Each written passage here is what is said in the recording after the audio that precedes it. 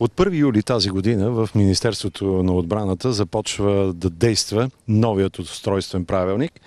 В него се създават и започват също да действат две нови дирекции – отбранителна аквизиция и управление на проектите. Какво налага създаването на тези две дирекции или пък обединяването на стари дирекции в нови? Действително от 1 юли влиза в сила новия устройствен правилник в Министерството на отбраната, който беше създаден през март-април периода. В резултат на извършен функционален анализ, вътрешен анализ, функционален анализ на администрацията, две нови дирекции се създават. Проектно управление и старата дирекция инвестиции в отбраната става отбранителна аквизиция. Това са по-съществени промени. Това налага и въвеждането, изпълнението на програмата, националната програма 2020, която беше приета от служебния кабинет. Сега предстои да бъде пак утвърдена от Министерски съвет и парламента, в която са заложени изпълнението на проекти за модернизация. 9 основни проекта, плюс има и други, които също ще бъдат изпълнявани. Но идеята е с въвеждането на изпълнение на проектите, ние да имаме един потенциал за реализацията на тези проекти, административен, научен потенциал, който да позволи качественото изпълнение на проектите за модернизация, което е крайно наложително. Така че дирекция отбранителна аквизиция, новата дирекция проектно управление, те именно са насочени в това да се подобри потенциала за изпълнение на проектите и да позволи с ограничените финансови ресурси, които надявам се ще имаме, или това, което имаме като бюджетна рамка, то е доста недостатъчно за тези проекти, да стане възможно реализирането на оперативни отбранителни способности, които така необходими на българската армия, за реализация на нейните задачи и мисии.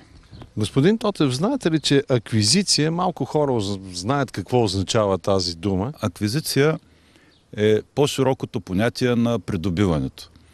На практика придобиването, това е при финансов план осигурен, по Закона за обществените поръчки се правят процедури и се придобива определена техника. Докато отбранителната аквизиция обслужва целия жизнен цикъл. От концепцията, от проектирането, придобиването, плюс жизнения цикъл до утилизирането на продукта. За първи път беше въведена на началото на 2000-те години, когато започнахме да синхронизираме планирането на отбраната с страните членки на НАТО. Тогава системата за аквизиция беше въведена като понятие. Имаше и консултантски фирми от консултантски компании западни, които консултираха през този период и те с тяхна помощ започна разработването на документалната база първо време и обучението по отбранителна аквизиция. Аквизиция представлява едно по-разширено понятие на придобиването.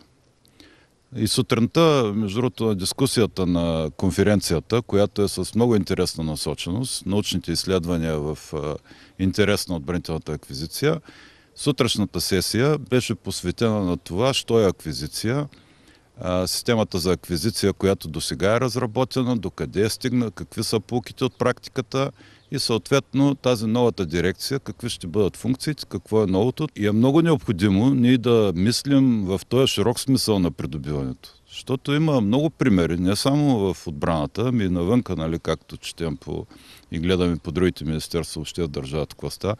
Придобиват се техники, като идеята е само да се придобият. Нали. И след придобиването им, някак си, като че ли управляващия орган или отговорните органи губят интерес, нали, не се поддържа това, което е придобито, минава време, запада, не му се използват възможностите. Имате примери, ако щете, студия има така и във вашата област, купени, оборудвани, не се поддържат, фалирали, нали. След това стигат до утилизация, пък трябва да се бракува, трябва да се продаде, това също.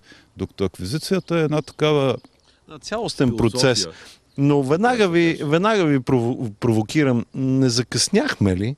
2004 година България стана пълноправен член на НАТО, минахме през предприсъединителен период, след това адаптиране към новите реалности. Защо не се създаде веднага такъв един процес на цялостен ресурс в нова техника, използване и накрая утилизация? Тъй като съм в тази история вече от 1995 година се занимавам с планиране на отбраната, 1999 година, действително, както казахте, започна адаптирането на системата за планиране към тези на страни членки от НАТО.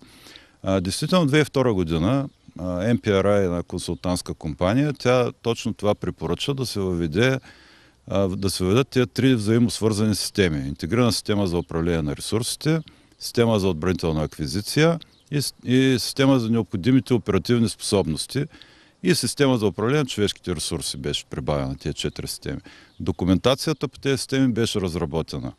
В интерес на истината, интегрираната система за управление на ресурсите работи от 1999 година до ден днешен с програмните меморандуми, програмните прегледи, указанията за програмиране, нали, от които започва всичко, меморандума.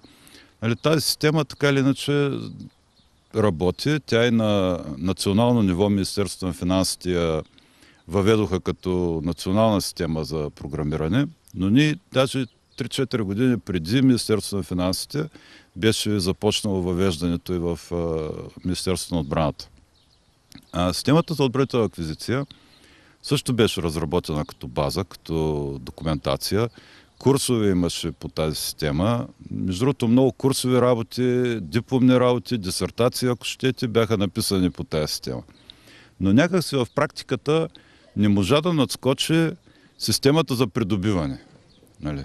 Фактически ние сме свикнали да правим придобиване. Нали? Покупка, по закона за обществени поръчки сега, дирекция управление на доставките, както беше преди. Ние правим доставки, не правим аквизиция. И въпреки разработената база 2003-2004 година, тя не проработи тази система. Имаше и съвет по аквизиция. Някакси се затрудни тогава системата. Може би трябва да се направи по-задълбочен анализ, да се видят какви са причините. Не искам да обобщавам, но това не означава ли прахосване на финансови средства за неща, които в последствие се оказва, че не са нужни или не са толкова необходими на българската армия? Според мен, благодарение на това, или по причина на това, че не беше вкарана в действие тази система, ефективно, тя беше, нали, до някъде разработена, но ефективно не проработи. И това може би е причината на това, което казвате, че има оперативни способности, които бяха заложени, купиха се частично, приложиха се частично, не бяха използвани или се похарчиха много повече ресурси, отколкото трябваше. Много от проблемите сега, нали, се правят одити, инспекторски, даже по време на служебния кабинет министър Шаламанов беше възложил на инспектората да провери от 2003 година до 2014 как са разходвани 2 милиарда, които са похарчени за капиталови разходи. И се оказаха много проблеми, които според мен голяма част от тях са именно поради липсата на ефективна система за аквизиция. Да пожелаем тогава дано новите 2 дирекции наистина обединят усилията на ръководството на българската армия, да има успех, да има нова техника и да изпълняваме съюзните си ангажименти. Определено имаме нужда от една ефективна методология, ефективно действие, за да могат проектите да се реализират и да доведат до тези способности. Аз мисля, че Министерството на финансите и правителството като цяло, като видят, че ние наистина имаме потенциал да ги реализираме тези проекти, ще могат да се отделят и финансовите средства за проектите.